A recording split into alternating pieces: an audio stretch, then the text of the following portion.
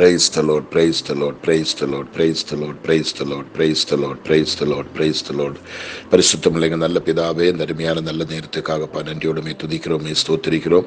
இந்த நேரத்திலும் கர்த்தாவே நம்முடைய பாதபடத்தில் கடந்து வரும் நம்முடைய மக்களுக்காக செபிக்கவும் தேவன் கொடுத்த நல்ல கிருபைகளுக்காக ஸ்தோத்திரம். இப்படி ஒரு நாளை கூட எங்களுடைய வாழ்க்கையில் தேவன் எங்களுக்கு தந்ததுக்காக நன்றியோடுமே துதிக்கிறோமே ஸ்தோத்திரிக்கிறோம். தேவன் எங்களுக்கு நல்லவரும், தேவன் எங்களுக்கு வல்லவரும், தேவன் எங்களுக்கு போதுமானவருமாய் இருக்கிறபடியால் நன்றியுள்ள ஹிருதயத்தோடு அப்பாமை துதிக்கிறோமே ஸ்தோத்திரிக்கிறோம்.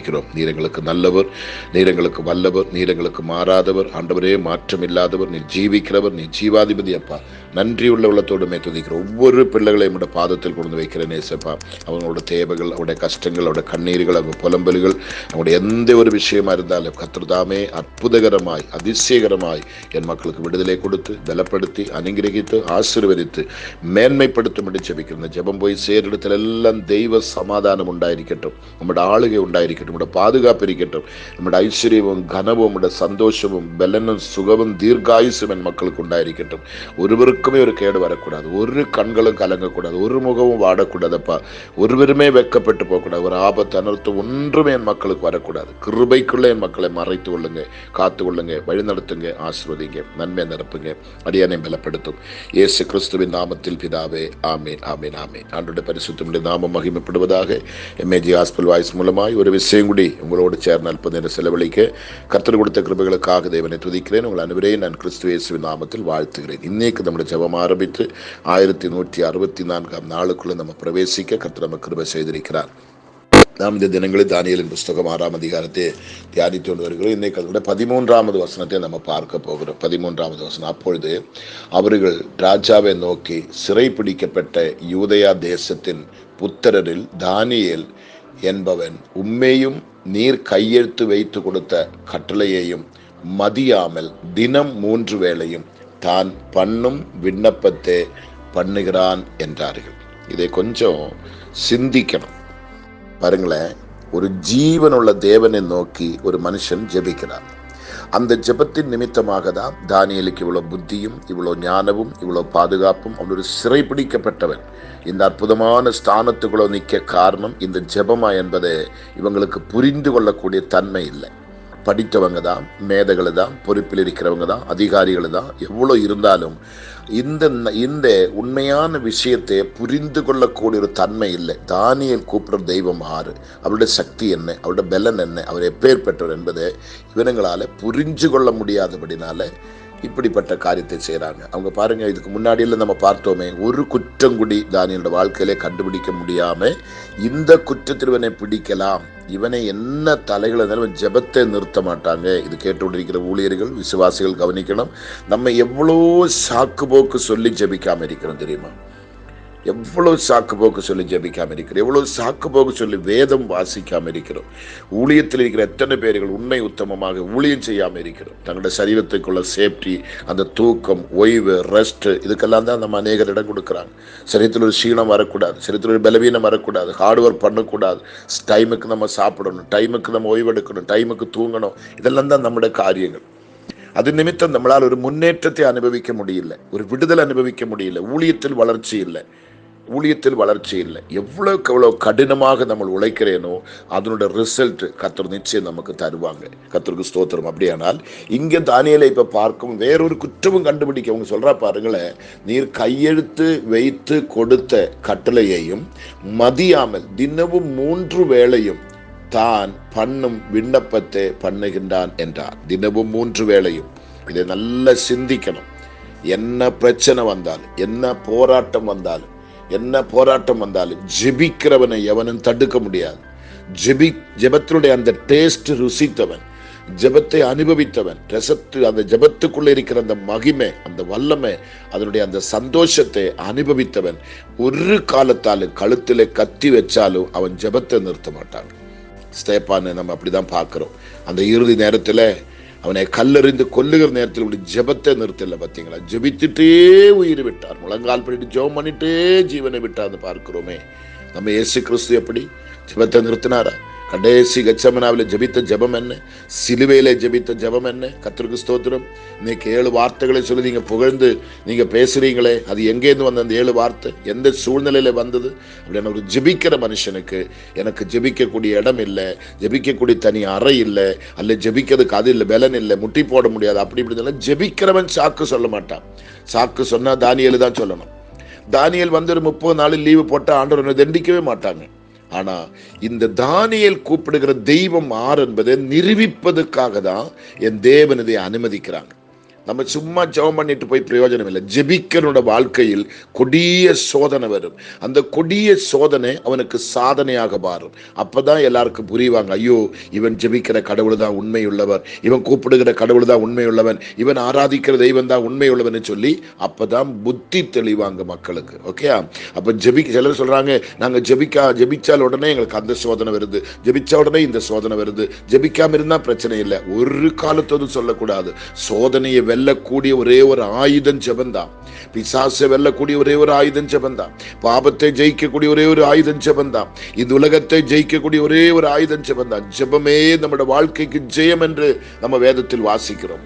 ஜெபிக்கிறவனுக்கு ஜெயம், ஜெபிக்காதவனுக்கு தோல்வி. அப்படியானால் இங்கே தானியேலை குறித்து இப்ப பார்க்கும்போது, அப்பொழுது அவர்கள் ராஜாவை நோக்கி சிறைபிடிக்கப்பட்ட யூதயா தேசத்தின் புத்திரரில் தானியேல் என்பவன் உண்மையும் நீர் கையெழுத்து வைத்து கொடுத்த கட்டளையையும் மதியாமல் தினம் 3 வேளையும் தான் பண்ணும் விண்ணப்பத்தை பண்ணுகிறான் என்றார்கள். கர்த்தருக்கு ஸ்தோத்திரம். உங்களை குறித்து யாராவது அப்படி சொல்லுவாங்களா? அவர் எப்ப பார்த்தாலும் ஜெபம் பண்ணிட்டு இருப்பாங்க, அவரை போய் தனியா ஒன்றும் பார்த்து பேச முடியாது, எப்ப போனாலும் அவர் ஜெபத்தில் இருப்பாங்க, உங்களுக்கு சொல்லுவாங்களா? யோசிச்சு பாருங்க. நமக்கு எப்பொழுதும் ஃப்ரீ, எப்போ ஃபோன் பண்ணாலும் ஃப்ரீ, எப்போ வேணாலும் ஃப்ரீ, நம்ம இஷ்டத்துக்கு ஃப்ரீடமா போறோம். நம்மளை யாரு கேட்கறதுக்கு இருக்குது, நம்மளை யாரு கண்டுக்கிறதுக்கு இருக்குது, நம்மளை ஜெபிக்கிறாரு இல்லை யாருக்கு தெரியும்? அப்படியெல்லாம் நம்மளோட வாழ்க்கை இருக்கும்பொழுது இந்த தானியேலோட சரித்திரம் நம்மட வாழ்க்கையில் ஒரு பெரிய சரித்திரத்தை உருவாக்கணும். நமக்கு ஒரு மாற்றம் உண்டாகணும். நம்முடைய ஜெப ஜீவியத்துக்கு ஒரு பெரிய ஒரு மாற்றம் உண்டாகணும். ஆண்டவருக்கு நமக்குள்ள அந்த உறவு, அந்த தொடர்பு அதிகரிக்கணும். நமக்கும் இதே போன்ற குட் சர்டிபிகேட் வேணும். நான் கூப்பிடுகிற தெய்வம், நாம் ஆராதிக்கிற தெய்வம் ஆர் என்பதை இந்த நாட்களில் ஜெபத்தின் நிமித்தமா நம்ம நிரூபித்து காட்டணும். சொல்லுவாங்க உங்களை பார்த்து, நீ கூப்பிடுகிற தெய்வம் எங்க, நீ கும்பிடுகிற தெய்வம் எங்க, நீ ஏசு ஓடி போனேரே, உனக்கு என்ன நன்மை கிடைத்தது, இவ்வளவு நாட்கள் நீ ஜெபம் பண்ண, உனக்கு என்ன கிடைத்தது, இப்படியெல்லாம் கேட்கக்கூடிய பெரிய கூட்டம் நம்முடைய பின்னாடியே உண்டு. அதன் மத்தியிலே நீ ஜெபிக்கிற தேவனை எடுத்து காட்டுகிறவர் தான் நம்முடைய ஆண்டவர். அப்படி எடுத்து காட்ட வேண்டுமானா நீங்க ஜெபத்தை நிறுத்தக்கூடாது, தடை பண்ணக்கூடாது, சோம்பேறித்தனம் பண்ணக்கூடாது, அவன் ஜெபத்துக்கு டிமிக்கி கொடுக்க கூடாது, கடமைக்கு ஜெபிக்க கூடாது. பரலோகம் அங்கீகரிக்கிற உண்மையுள்ள ஜெபம் 3 வேளையும் ஓயாமல் கர்த்தருக்கு முன்பாக முழங்கால் படியிட்டு தானியேல் ஜெபிக்கிறார். ராஜாவின் கட்டளை என்ன? 30 நாளைக்கு ஜெபிக்க கூடாது. உன் கட்டளை அங்க போய், என் ஜெபம் அந்த கட்டளையை வெல்லும், என் ஜெபம் அந்த கட்டளையை ஜெயிக்கும், அந்த கட்டளையை முறிக்கும். அந்த ஜெபம், அந்த கட்டளை என்னோட முழங்கால் ஜெபத்துக்கு முன்பாக அதமாக போகுது. அது நீங்க பார்க்க தான் போறீங்க. ஜெபிக்கிற எனக்கும் ஜெபித்ததை குற்றம் கண்டுபிடித்து உனக்கு என்ன சம்பவிக்க போற, உன் சந்ததிகளுக்கு என்ன வரப்போற, உன் தலைமுறைக்கு என்ன வரப்போற. உண்மையாகவே ஜெபிக்கிறவனுக்கு விரோதமா ஒருத்தன் எழும்பின, அவன் சாப்டர் க்ளோஸ், அதோட முடிஞ்சிச்சு அவனோட கதை. அது மட்டும் நீங்க புரிஞ்சுக்கணும். தேவனோடு உண்மையா இருந்து இரவும் பகலுமாக கர்த்தரோடு நெருங்கி இருந்து அவனோட சித்தம் மட்டும் செய்து வருகிற ஒரு தேவ மனுஷனுக்கு விரோதமா, தேவ பிள்ளைக்கு விரோதமா ஒருத்தன் எழும்பினா ஆண்டவர் சும்மா இருக்க மாட்டாங்க. அது மட்டும் நீங்க புரிஞ்சிடுங்க. ஆனபடி ஜெபிக்கிற மக்களோடு நீங்க விளையாடக்கூடாது, ஜெபிக்கிற தெய்வ சபையோடு நீங்க விளையாடக்கூடாது, ஜெபிக்கிற వ్యక్తిகளோடு நீ விளையாடக்கூடாது. அது உனக்கு கெடுதியும் கண்ணியும் ஆபத்தும் நாசமும் அழிவும் தான் கொண்டு வரும். நீ ஜெயிக்க முடியாது. ஜெபிக்கிறவன் மட்டும்தான் ஜெயிப்பாங்க. அது முதல்ல எழுதி வைத்துக்கொள். அதுதான் இந்த 6ஆம் அதிகாரம் நமக்கு கற்றுக் கொடுத்து கொண்டு வருகிறது. நீங்க அதை ஏற்றுக்கொள்ளுகிறது உண்டானால், விசுவாசிக்கிறது உண்டானால் உங்களோட வாழ்க்கைக்கு அது பிரயோஜனமாக அமையும். இதான் உண்மையான சத்தியம். ஓகேயா? நாம் ஜெபம் பண்ண போறோம். பரிசுத்தமுள்ள நல்ல கர்த்தாவே, இந்த நாளில் இந்த 13ஆம் வசனத்தை தியானிக்க எங்களுக்கு கிருபை தந்ததுக்காக ஸ்தோத்திரம். தானியேலுடைய அந்த வீரம், அவனுடைய அந்த தைரியம், அவனுடைய அந்த ஜெபத்தினுடைய கர்த்தாவே ஸ்தோத்திரம், அந்த தாகம், அந்த ஜெபிக்கக்கூடிய ஒழுக்கம், அதனுடைய எல்லா மகிமையும் இந்த இடத்தில் எங்களுக்கு வெளிப்படுகிறதுக்காக ஸ்தோத்திரம். எதிரிகள் சுற்றி நின்று இவன் எப்பெல்லாம் ஜெபிப்பாங்க நோக்கி பார்க்கும் பொழுது 3 வேளையும் ஜெபிக்கிறதை கண்டுபிடித்து ராஜாவுக்கு மறுபடியும் போய் கம்ப்ளைண்ட் ஆன்லைன் கொடுக்குறாங்கப்பா. ஆண்டவரே உமக்கு நன்றி. அவனுங்களுக்கு திரியில்லை ஜெபத்தினுடைய மேன்மை, ஜெபத்தினுடைய மகிமை, ஜெபத்தினுடைய உயிர், ஜெபத்தினுடைய பவர், ஜெபிக்கிறவனுடைய வாழ்க்கையில் இருக்கிற விடுதலை, ஜெபிக்கிறவன் கூட யார் இருக்கிறார், அவனை யாரு தப்புவிப்பார், யார் அவனை விடுவிப்பார் என்ற விளக்கம் தெரியாம, அர்த்தம் தெரியாம, கருத்து புரியாம மடையங்களே போல, பைத்தியக்காரங்களே போல தங்களுடைய அழிவை தேடுகிறார், தங்களுடைய நாசத்தை தேடுகிறார். நாளைக்கு நம்ம மறுநாள் நம்ம பார்க்க போறோம் அவனுங்களுக்கு என்ன சம்பவித்தது என்பதை. ஆனபடினா இதான் இன்னைக்கு உலகத்தில் நடந்து கொண்டிருக்கிறது. முழங்கால் என்று ஜெபிக்கிற ஒரு தேவ பிள்ளை படிப்பறிவு இல்லாத ஆளா இருக்கலாம், நாகரிகம் இல்லாத ஆளா இருக்கலாம், யாரா இருந்தாலும் சரி, படிப்பறிவு இல்லாத ஒரு பிள்ளையை யாரும் ஒன்று செய்ய முடியாது, ஒருத்தனும் தீண்ட முடியாது, ஒருத்தனும் சீண்ட முடியாது, ஒருத்தனும் அவனுக்கு தீங்கு செய்ய முடியாது, எந்த ஆயுதம் அவனுக்கு வாய்க்காது, எந்த கண்ணி அவனுக்கு வச்சாலும் அவனை பிடிக்க முடியாது, எந்த தீங்கும் அவனுக்கு வர, என்ன வியாதி வரட்டும், என்ன வறுமை வரட்டும், என்ன பட்டினி வரட்டும், உலகமே அவனுக்கு எதிராக வரட்டும், ஜெபிக்கிறவன் முழங்காலில் நின்று ஜெயத்தை எடுப்பார். அதுதான் நம்ம இங்க பார்க்கிறோம். ஆண்டவரே, அந்த பாக்கியம் இந்த நாட்களின் மக்களுக்கு தாங்கப்பா, அந்த கிருபை என் மக்களுக்கு தாங்கப்பா, அந்த வல்லமை என் மக்களுக்கு தாங்கப்பா. ஜெபிக்கிற ஒவ்வொரு பிள்ளைகளும் பலப்படட்டப்பா, சக்தி படட்டப்பா, ஜெபத்தை இன்னும் அதிகரிக்கட்டப்பா. எல்லாருக்குள்ளேயும் இந்த தானியேலுக்குள்ள இந்த ஜெபாவியை ஊற்றுங்கப்பா, அந்த அபிஷேகத்தை ஊற்றுங்கப்பா. உங்களோட நெருங்கி இருந்து ஜெபிக்க கிருபை தாங்கப்பா. ஆண்டவரே, ஜெபத்தை ஆராது பண்ற ஜெபத்தை கேட்கிறவங்க அல்லப்பா, ஜெபிக்கிற பிள்ளைகளாய் மாற்றுங்கப்பா. அந்த ஜெப ஆவி, அந்த ஜெப தாகம், அந்த வாஞ்சை ஒவ்வொருடைய ஹிருதயத்திலும் கர்த்தர் ஊற்றப்படும்படி நம்முடைய நாமத்தை நான் ஜெபிக்கிறோம். ஒருவருக்கும் அந்த கேடு, கெடுதிகள், துன்பங்கள், துயரங்கள் வர என் தேவனை அனுமதிக்க கூடாது. ஒருவரையும் கர்த்தர் கைவிடக்கூடாது, ஒருவரும் நஷ்டப்பட்டு போகக்கூடாது, ஒருவரும் வெக்கப்படக்கூடாது, ஒருவரும் சோர்ந்து போகக்கூடாது, ஒருவரும் நாணித்து போகக்கூடாது. ஜெபிக்கிறவன் எங்கேயும் தோற்ற சரித்திரம் இல்லப்பா. ஜெபிக்கிற மக்கள் இன்னும் தோற்று போகக்கூடாதப்பா. ஜெபிக்கிற குடும்பம், ஜெபிக்கிற நபர், ஜெபிக்கிற சபை, ஜெபிக்கிற தேசம், அது உண்மையாகவே நீர்ப்பாய்ச்சல தோட்டமாக, செழிப்பான தோட்டமாக, குட்டி எருசலேமாக, குட்டி தேவா அமீன் அன்றே பரலோகமாக நிறதை மாற்றுகிறதுக்காக ஸ்தோத்திரம். குட்டி ஏதேனாக நிறதை மாற்றுகிறதுக்காக ஸ்தோத்திரம். நாங்கள் அதை விசுவாசிக்கிறோம். வற்றாத நீர் ஊற்று அதுக்குள்ளே பாய்ந்து வருகிறதுக்காக நன்றி ஆண்டவரே. நம்முடைய மகிமை அங்கே இறங்குறதுக்காக நன்றி ஆண்டவரே. அவ்விதமாக இந்த நாட்களில் ஜெபத்தில் இருக்கிற ஒவ்வொருவரும் அவருடைய வாழ்க்கையில எதெல்லாம் தோல்விகளை கண்டேனோ அதெல்லாம் ஜெயமாக மாறட்டும் ஆண்டவரே. யாரெல்லாம் ஜெபித்து பதில் இல்லாமல் இருக்கிறேனோ இந்த ஆலோசனைகளை கேட்கிறது அவங்க பலப்படட்டப்பா, சோர்ந்து போகக்கூடாதப்பா. ஜெபத்தை நிறுத்தி இருந்தால் மறுபடியும் அந்த ஜெபத்தை தட்டி தூக்கி எழுப்ப கர்த்தர் கிருபை தருவீராக. ஜெபம் என்ற தீபம் அணைந்து போயிருந்தால் நீ அதை மறுபடியும் அதை எரிய வைக்கும் என்று நான் ஜெபிக்கிறப்பா. எல்லாரோட தனிப்பட்ட வாழ்க்கையிலும், குடும்பத்திலும், சபையிலும், தேசத்திலும் இந்த ஜெப சத்தம் துணிக்கட்டும் அப்பா. தானியேலை போன்று ஜெபிக்கிறவங்க இன்னைக்கு உலகத்துல இல்ல கர்த்தாவே. இதே போன்று ஜெபிக்கிறவங்க யாருமே இல்ல கர்த்தாவே. அப்படி அந்த கிருபை என் மக்களுக்கு எல்லாம் நீ தரும்படி ஜெபிக்கிறோம். அடியானுக்கு தரும்படி ஜெபிக்கிறோம். அடியானோட சபை மக்களுக்கு தரும்படி ஜெபிக்கிறோம். அடியானோட குடும்பத்தில் இருக்கிற தரும்படி ஜெபிக்கிறோம். ஆண்டவரே, என்னுடைய உடன் ஊழியக்காரர்களுக்குள்ள கர்த்தரது தரும்படியாக ஜெபிக்கிறோம். எவ்வளவோ நேரத்தை நாங்கள் வீண் பண்ணுகிறோம் அப்பா. மற்ற கதைகளை பேசி, மற்ற காரியங்களை செய்து, எங்களோட சொந்த காரியங்களுக்காக, வேலைக்காக, சாப்பிடுறதுக்காக, தூங்குறதுக்காக எவ்வளோ டைமை நாங்கள் வேஸ்டேஜ் பண்ணுகிறப்பா. ஆண்டவரே, அந்த வேஸ்ட் பண்ற டைம் ஆகிலும் உமக்கு கொடுக்க என் மக்களுக்கு நல்ல மனம் கொடுங்கப்பா. இந்த ஆட்களில் தானியேலுடைய இந்த சரித்திரம் எங்களை தூக்கி எழுப்பட்டும், எங்களை உற்சாகப்படுத்தட்டும், எங்களை தட்டி எழுப்பட்டும். அந்த ஜெப சிந்த, ஜெப ஆவி, அந்த பயம் எங்களுக்குள்ளே தாங்க. இன்னைக்கு என்னோட மேஜி ஹாஸ்பிட்டல் வாய்ஸ் மூலமாக ஜெபத்திருக்கிற ஒவ்வொருவரையும் ஜெப வீரர்களாக, ஜெப வீராங்கண்ணிகளாக கர்த்தர் மாற்றுவீராக. ஜெபத்தின் நிமித்தம் இதுவரைக்கும் அடைப்பட்ட டோர் எல்லாம் திறக்கப்படட்டும். இதுவரைக்கும் தடைப்பட்டதெல்லாம் நிவர்த்தி ஆகட்டும். எதெல்லாம் கைகூடி வராமல் இருந்ததோ அதெல்லாம் கைகூடி வரட்டும். வியாதியானால் அந்த படுக்கை மாற்றி போடுங்க. சாபமானால் அதை முறித்து போடுங்க. பாபமானால் அதை மன்னிங்க.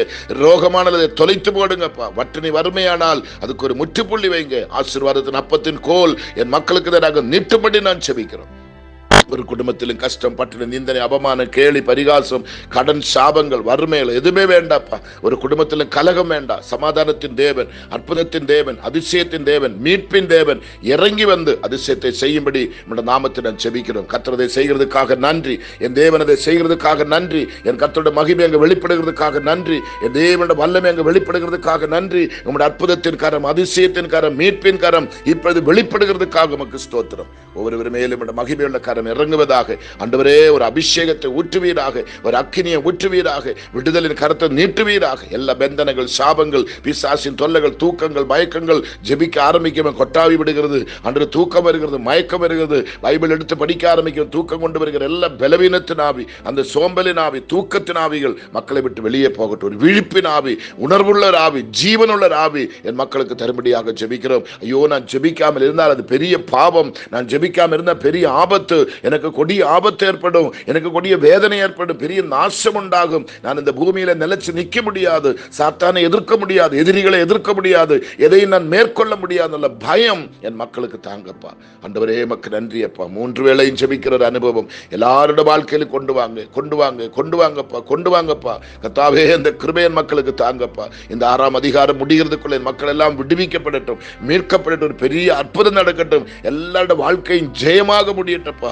ஆண்டவரே ஜெயமாக முடியட்டும், ஜெயமாக முடியட்டும். நீர் இதை செய்து முடிப்பீராக. செய்ய போறதுக்காக உமக்கு நன்றி. உம்முடைய மகிமையுள்ள கரம், வல்லமையுள்ள கரம், அற்புதமான கரம், அதிசயங்களை செய்கிறதுக்காக ஸ்தோத்திரம். நம்பிக்கையோடு உம்முடைய கருத்தில் கொடுக்கிறோம். இது நிமித்தம் உண்டாகிற சகல துதியும் கனவும் மகிமையும் உமக்கு ஒருவருக்கே செலுத்துகிறோம். ஒவ்வொருவரையும் ஆசீர்வதிப்பீராக. உடைய கருத்தை நம்பி கொடுக்கிறோம். பெரிய காரியங்களை செய்யும் இயேசு கிறிஸ்துவின் நாமத்தில் பிதாவே, ஆமீன், ஆமீன், ஆமீன். Okay, thank you. God bless you. படிங்க, நல்லா ஜெபிங்க, மற்றவங்களுக்கு அனுப்புங்க. எல்லாருமே அந்த ஜபாவிக்குள்ள நிரம்பி வாங்க. கர்த்தர் உங்களை கைவிட மாட்டார். Okay, thank you. God bless you.